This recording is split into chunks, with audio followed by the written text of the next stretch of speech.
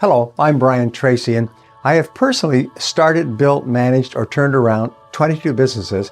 But more than that, I've worked with more than 10,000 business owners, starting one-person businesses on their kitchen tables, and people who run billion-dollar enterprises.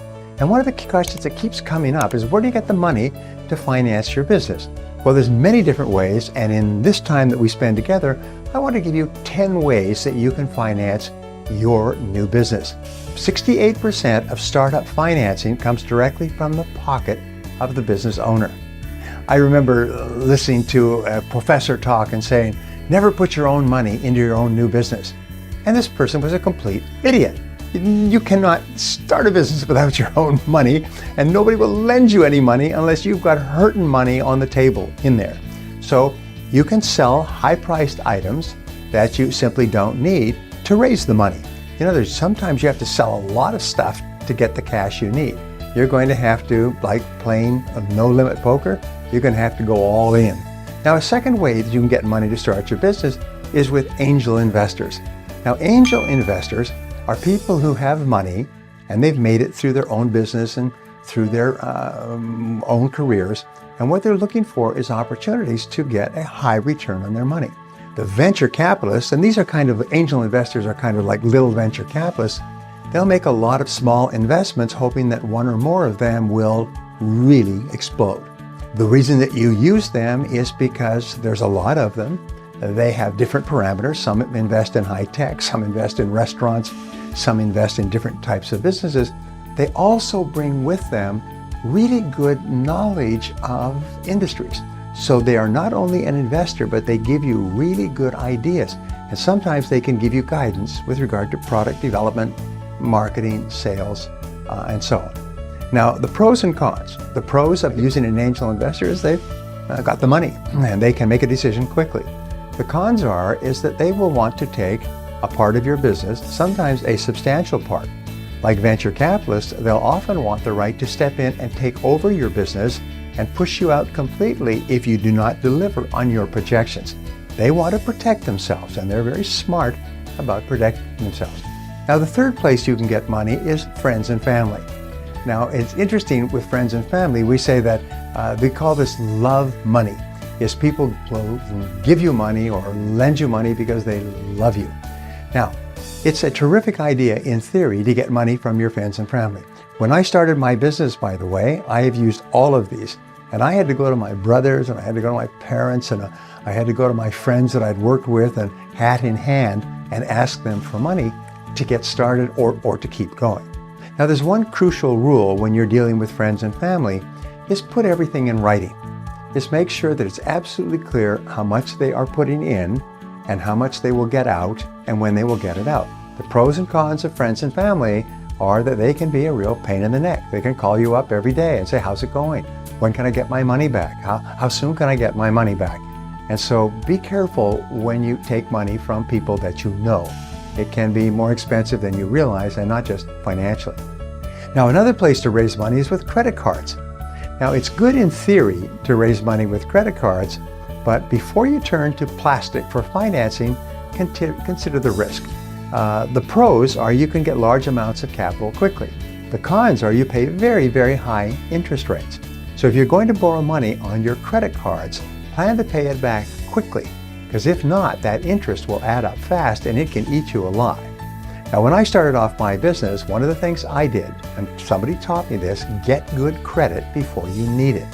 Now, another way to raise money in financing is with bank loans. Now, it's the most amazing darn thing. People say, well, just go to the bank and borrow money. So you go to the bank and the bank says no. And you go to the next bank and the bank says no. You go see, well, why won't banks lend me money to start up my business? Banks don't lend money to start up businesses. Banks are in the business of making good loans that they are absolutely sure can be repaid. Now, banks are the most traditional and conservative ways to finance a business, but they're the hardest loans to get. Why?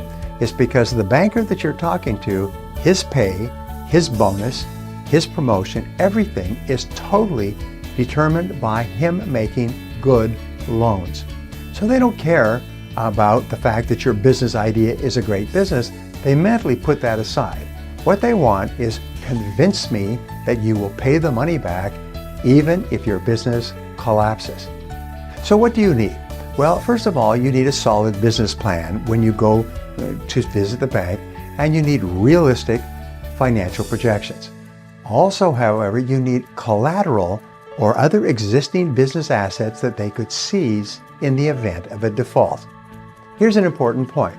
When I started my business and I built it successfully, and then I moved to a new city where I needed to get a new loan, I went to the bank and they went back and forth with me for weeks and months, and finally they told me that they needed 500% of asset collateral for every $1 that they would lend. So I had to prove to them, I had to put up my house, my car, my royalties. I had to give them and prove to them that I had $5 for every dollar that they were advancing me. Once they were convinced of that, then they lent me the money and watched me very closely. And when I paid it back over time, then they reduced their collateral requirements, so all it required was my business operations and a personal guarantee. Now, another way to raise money is called microloans. Now, microloans are small loans that you can get for short terms. The supplier of microloans in the United States is called the Small Business Administration, SBA. Now, they've launched a microloan program to help small businesses secure the financing they need to either get started or to get through a tough time. To apply for a microloan is not that easy. You'll have to be within the local lending area of one of the 170 nonprofit intermediaries that process microloans. Most microlenders also require borrowers to complete business training and business planning seminars before receiving the loan. So if you're thinking of starting a business, you call your local SBA or you go onto the internet and you find a small business investment corporation. Often these are funded by individuals, often they're funded by governments, but their sole job is to give money or to lend money under very tight conditions to entrepreneurs and business owners, to startups who cannot get the money they need, but who have a good business idea in the first place. Now, another way you can get money is called social lending.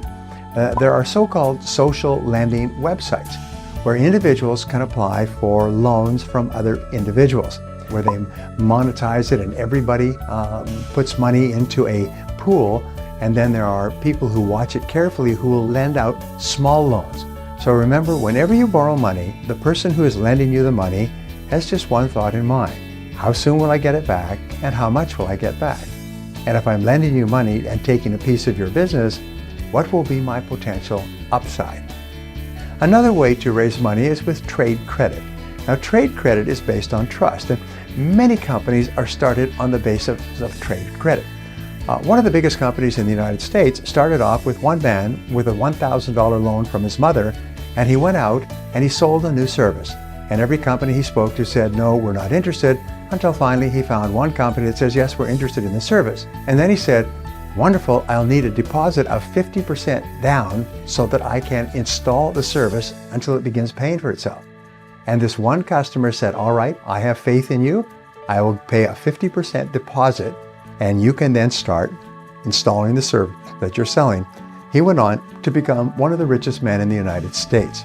So whenever you can use trade credit, which means that you can get credit from your suppliers or even credit from your customers, you can build your business. As a new business, it might take a lot of legwork and a little bit of luck to secure trade credit, but it's worth it. And the last type of financing that we talked about before is customers. You can go to customers and ask them to pay you deposits. Ask them to pay you in full in advance. You can show your business plan and convince people that your business is solid so that they can feel confident giving you money even before your business is off the ground. Now, the pros and cons of this are that if you're going to buy the ingredients to create your products and services, you have to turn them into cash quickly.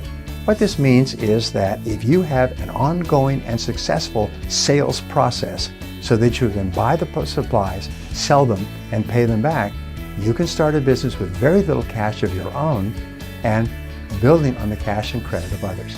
So there's lots of ways to start a business, but the wonderful thing is this, is that if you are creative and you're determined, you can start a business with very little money down, with very little of your own money, and with very little of anybody else's money. If you enjoyed this video and you feel it was valuable, subscribe to my channel, like this video, and share this video with your friends. Don't forget to click the button on the screen for a free gift.